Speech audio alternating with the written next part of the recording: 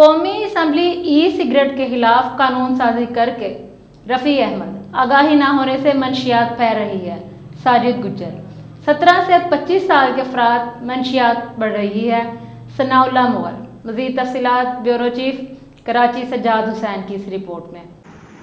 E cigarette عام cigarette سے 500 گنا زیادہ نقصان دہ ثابت ہو رہی ہے۔ یہ بات گزشتہ روز تنظیم friends of anti narcotics of Sindh فانوس کے صدر رفیع احمد نے الائڈ گرامر اسکول کے شبیر شاہ کے طلباء اور اساتذہ سے خطاب کرتے ہوئے کہی۔ انہوں نے کہا کہ پاکستان میں 20 لاکھ سے زائد افراد ای سگریٹ کا نشہ کر کے اپنی زندگی کو تباہ و برباد کر رہے ہیں۔ ہماری محنت کی اربوں روپے کی کمائی بیرون ملک چلی جاتی ہے۔ ای سگریٹ میں موجود مخلوط خوشبودار راستہ گلے سے اور پھیپھڑے پر اثر انداز ہو کر کینسر کا باعث بن رہا ہے۔ طلباء طالبات میں ای سگریٹ کا رجحان بڑھتا جا رہا ہے۔ یہ اپنی ذہنی صلاحیتوں کو کھو رہے ہیں۔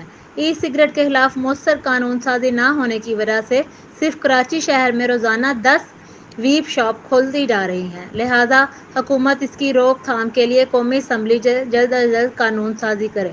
ڈپٹی سپرنٹنڈنٹ آف پولیس محمد ساجد گجر نے کہا کہ منشیات کی روک تھام میں police, social media, print media اور تنظیم فانوس جیسی سماجی تنظیمیں اہم کردار ادا کر سکتی ہیں۔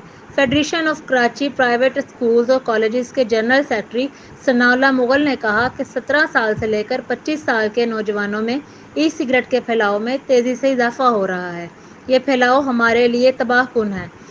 ممتاز سماجی شخصیت رانا اشفاق رسول نے کہا کہ ای سگریٹ کا رجحان ہمارے طلباء کے ساتھ ساتھ ہماری طالبات میں بھی بڑھتا جا رہا ہے۔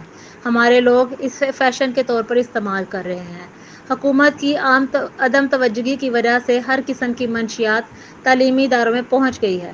طلباء طالبات نے اس موقع پر عزائم کا اظہار کرتے ہوئے کہا کہ ہم زندگی بھر منشیات سے نفرت کریں گے۔